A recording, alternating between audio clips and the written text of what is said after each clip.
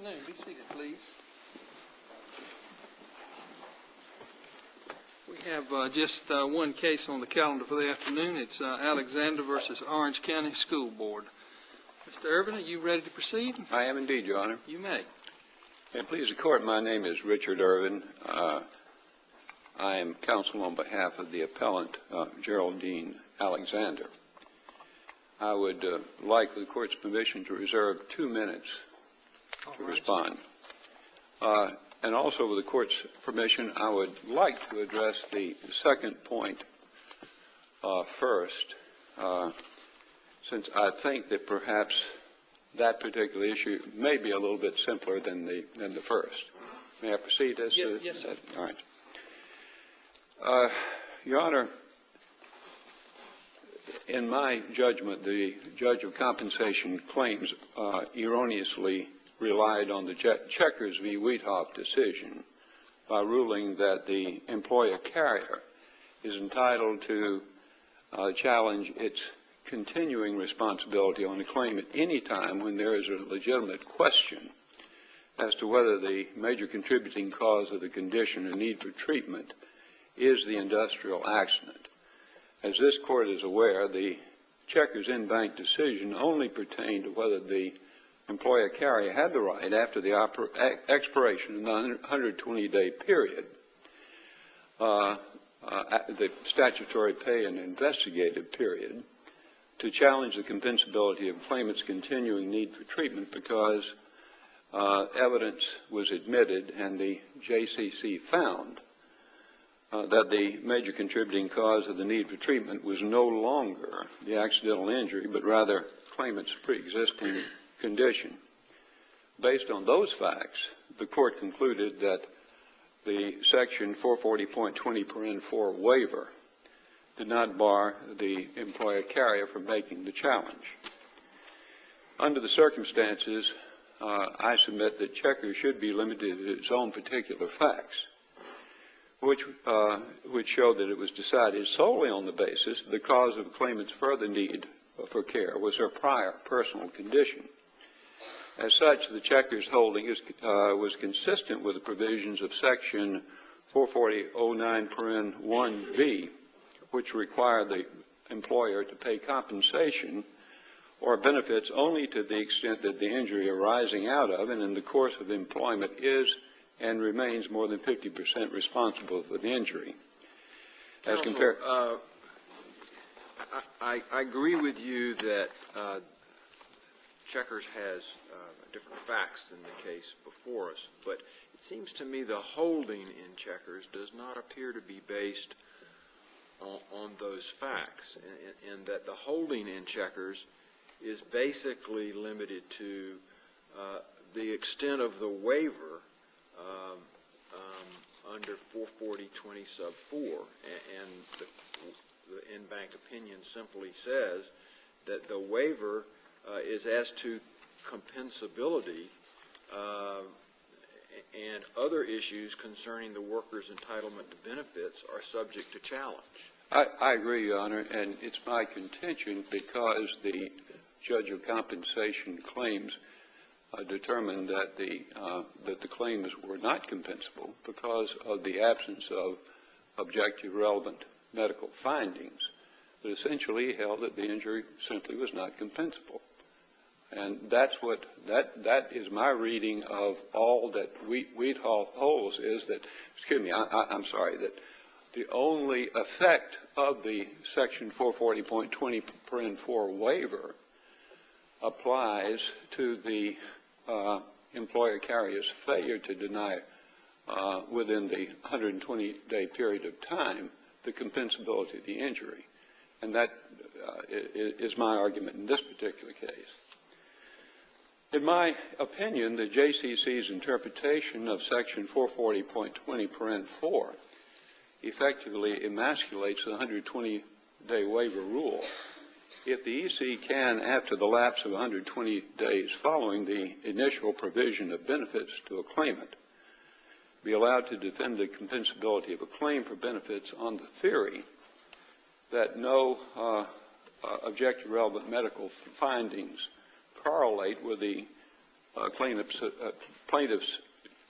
subjective complaints of pain, which is essentially a defense that no compensable injury occurred, any other conceivable number of exceptions could swallow the 120-day rule. For example, the EC could defend by saying that the accident failed to occur during the course of employment, that the claimant was an independent contractor, not an employee, that the claimant failed to provide notice of injury within 30 days from its occurrence, or that the injury was occasioned primarily by the claimant's intoxication. But I thought the case before us was there was basically a finding of no major contributing cause of this injury arising out of the industrial accident.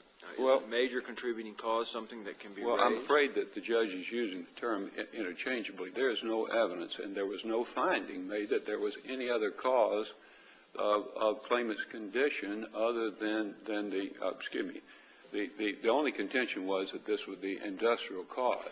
There was no competing causes. This court has held that in the absence of any pre-existing personal cause that there is no occasion to indulge in the major contributing cause analysis. And we don't have any evidence, and indeed, unlike Wheathoff, this court, the JCC never found the existence of a pre-existing condition. So that is essentially my argument, as that Wheathoff simply does not involve the facts in this particular case because we don't have a pre-existing condition. Under the circumstances, this is not a case where the EC was not reasonably on notice early on that it might have a defense to claimant's subjective complaints of headaches due to a lack of objective relevant medical findings. The record shows that after claimant's injury of November 22, 2004, the Madero Medical Clinic advised the EC through a DWC 25 form dated November 29, 2004, that no objective findings supported claimant's headache complaints. Additionally, Dr. Robert Oppenheim, in a report dated April 14, 2005, found no evidence that would support claimant's headache symptoms, and he then considered her able to return to work with no restrictions. However, the employer carrier continued to authorize medical care until December 8, 2005, or more than 1 year after its provision of care in November 2004. Additionally, on the pretrial stipulation dated May 21, 2007, as to the stipulation that claimant's injuries or conditions were accepted as compensable, the employer stated yes initially, quote, end quote, but no currently, quote, end quote, as to the acceptance of the claimant's injuries. Thus, there was clearly a denial of the compensability of claimant's injuries. I see that I have approximately 1 minute and 44 seconds remaining. We'll reserve the balance of your time, Mr. Irvin. Yes, sir.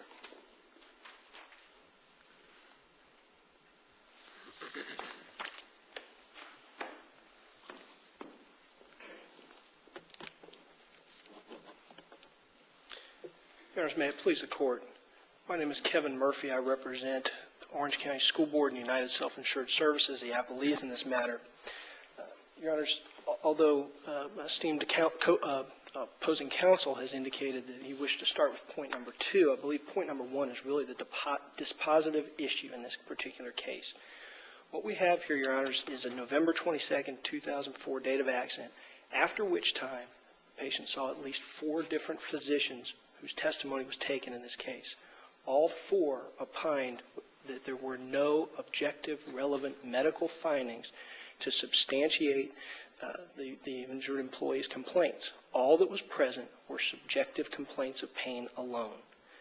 And We respectfully submit to this court that the judge of compensation claims appropriately applied the law to the facts of this case and denied benefits based upon the fact that there was a complete lack of objective relevant medical findings. And competent substantial evidence supports his decision. And for that reason, we would ask that the court affirm the order below. The pertinent statutory section that applies to this particular case is Florida Statute Section 440.09 parens 1. It is the applicable law, it is clear, and it is unambiguous. The three most pertinent portions of that particular statutory section are that the injury, its occupational cause, and any resulting manifestations must be established to a reasonable degree of medical certainty based upon objective relevant medical findings. It also states that pain or other subjective complaints of pain or other subjective complaints alone in the absence of objective relevant medical findings are not compensable. And that what would be the objective relevant medical findings? If you say my foot hurts or my leg hurts, how would they demonstrate that? Well, Your Honor, in fact, objective relevant medical findings are defined in the statute, and they are defined as those objective findings that correlate to the subjective complaints of the injured employee and are confirmed by physical examination or diagnostic testing. If you went in and said, "Doctor, my foot hurts," and he took a look at your foot and there's a bruise on your foot, he does an x-ray, there's a broken bone on your foot, those are objective relevant medical findings that corroborate or that correlate to your subjective complaints. If you go in and say, "My knee hurts," and he takes a look and he sees that your left foot is all swollen and bruised, but it's your right knee that hurts, you may have an objective finding of a left foot problem, but the fact is that your right knee, there's nothing to correlate to your objective findings. So pain without a physical manifestation is not compensable? I would agree with that, Your Honor, that pain all by itself without an objective finding is not compensable, and that's what the legislature in 2003 has indicated. And I think Judge Condrey, the judge of compensation claims, laid out in his order some very pertinent thoughts about why the legislature would want some sort of verifiability to say that it requires something more than to come in and say, "I hurt, therefore please continue to pay me benefits." Well, now, there were muscle spasms, weren't there? There were, Your Honor. They were found by one physician, the EMA doctor, who was the last physician to see her. One's enough. I agree, Your Honor, that one can be enough. Why shouldn't we consider the muscle spasms? Primarily because that one doctor indicated that he could not relate those muscle spasms to the industrial accident. Well, He saw what exactly is it that this woman had been being treated for before the treatment was terminated? Your Honor, she went into the Madero Clinic complaining of headaches. She was given medications for headaches. She was given an MRI, which returned with no findings that could be related to the industrial accident. A CT scan was performed, which again showed no findings related to the industrial accident.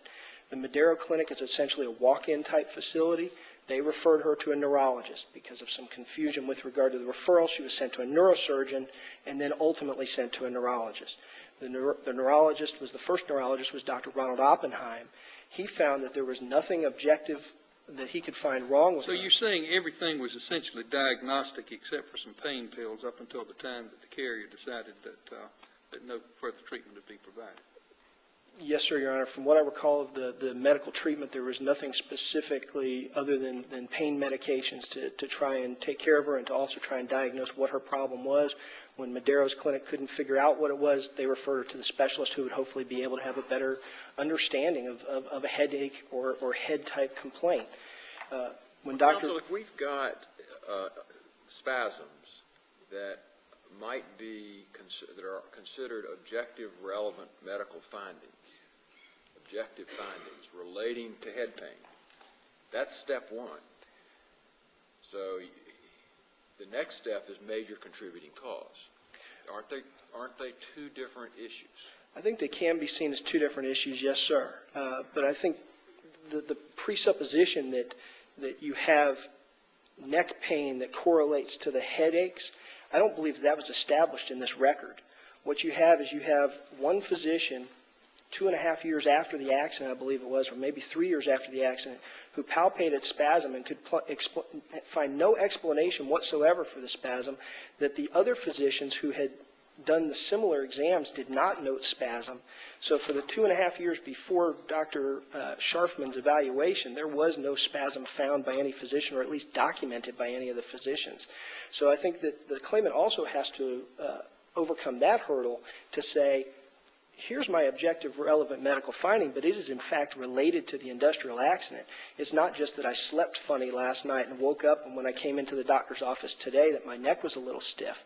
There has to be something more here. The claimant must show that there was some connection between the injury and the manifestations of that injury. And I believe that 440.091 specifically requires that not just the occupational cause and not just the injury, but also any resulting manifestations be proven by objective relevant medical findings, which is the claimant's burden of proof in a workers' compensation case. There were no objective relevant medical findings here. Pain alone is not compensable. This court has previously held, with the prior version of this law before October 1st of 2003, when the standard was objective medical findings, this court held that objective medical findings was the standard of proof. The claimant must prove objective medical findings. And this court elucidated that opinion in both the Pyram versus Marriott International case and Family Dollar versus Henderson. Both of those cases, the claimant failed to meet her burden of proof. In this particular case, you have exactly the same thing. It's just you are dealing with objective relevant medical findings as opposed to the more broad objective findings. The objective medical findings, it's nothing new for this court to say that they are required. And it is also nothing new for this court to say that pain alone is not sufficient to substantiate an award of benefits. What about Dr. Scharfman's testimony concerning the diagnosis of a closed head injury? Didn't he say that the way you go about diagnosing a closed head injury is to rule out other causes, that there really isn't a test that can rule in a closed head injury? And then once you rule out other causes, the symptoms must be related to the head injury? Well, Your Honor, I don't know that he went so far as to say that if you rule out all the other causes, that the symptoms must be related to the head injury. The fact is, and if you read his testimony, particularly coupled with that of Dr. Hoffman, simply bumping your head is enough to be diagnosed with a closed head injury. I believe I presented the hypothetical to Dr. Hoffman. If I went home tonight and bumped my head on a cabinet, would that qualify as a closed head injury? And he indicated that it would. So I think a closed head injury is really, as Judge Condrey had indicated, more of a descriptive term than anything else. It shows that you had an injury or that you had some impact to your head and that there is no outward sign of injury, that there is nothing that they have found. But along the same lines, a closed head injury, I believe if you read both Dr. Scharfman's testimony and the testimony of the other two physicians, that a closed head injury can have objective relevant medical findings. They can have a hematoma, there can be a scratch, there can be an abrasion, there can be discoloration, there can be some objective finding to demonstrate this particular injury. Your Honors, whether there are objective relevant medical findings is where this inquiry should end in this particular case. Now, the claimant has alleged that there should also be an issue of an impairment rating, and I would allege and assert to this court that the guides to permanent impairment do not trump the statute. The statute requires objective relevant medical findings. And also, Your Honors, with response to opposing counsel's argument regarding the 120-day rule, pursuant to Checkers, the employer servicing agent may challenge the extent of the injury, the causal relationship, and entitlement to benefits outside of the 120 days post-accident. And that is precisely what you have before you today, is a challenge to ongoing care and ongoing causation in light of the complete absence of objective relevant medical findings. The judge of compensation claims properly ruled that the claimant did not meet her burden of proof. I would assert to this court that the legislature has shut the door on subjective complaints of pain alone and has found that those cannot be recompensed under the workers' compensation law. And, Your Honors, I would ask that you make a finding here today, or that you affirm the ruling of the judge below, that the claimant did fail to meet her burden of proof. She failed to establish objective relevant medical findings. Her decision, or the judge's decision, was based on careful review of the facts and application of the correct law and supported by competent substantial evidence. Okay. Thank you. Thank you, Your Honor.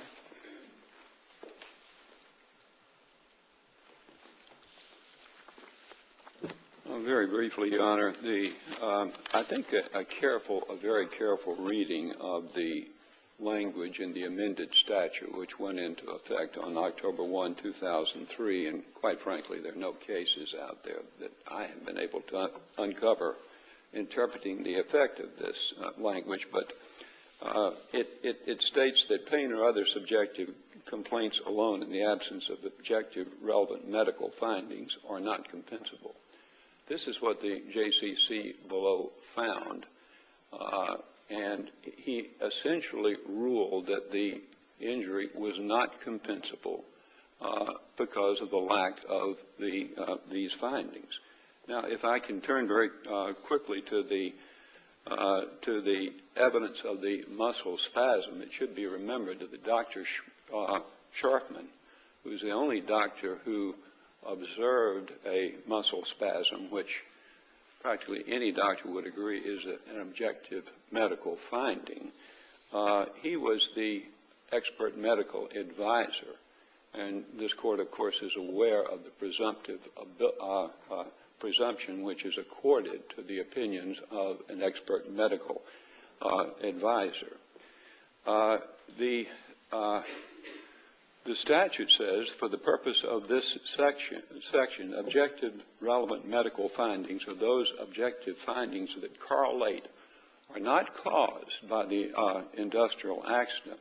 They correlate to the subjective complaints of the injured employee and are confirmed by physical examinations, findings, or diagnostic testing. In this particular case, Dr. Sharpman, upon palpation of the claimant's neck, remember that there were two claims before the JCC. One was for the authorization of a medical physician for claimant's continuing headache pains, and also for neck pains. Both the neck and the head were injured in the same industrial accident when a metal container fell on the head while she was driving a school bus. The JCC, however, disallowed Dr. Sharpman's medical testimony because he said that the objective relevant medical finding, i.e. the muscle spasm, was not caused by the industrial accident. There is no requirement in this particular statute that the finding be caused by the industrial accident. As I said, the only requirement is that the findings must correlate to the subjective complaints of the injured employee, and that is precisely what occurred in this case. For the reasons stated, Your Honor, I respectfully submit that this case, that the order should be reversed and the case remanded. All right. Thank you, Mr. Irvin, Mr. Murphy. Thank you both. That completes our calendar for the afternoon. The court will be in recess.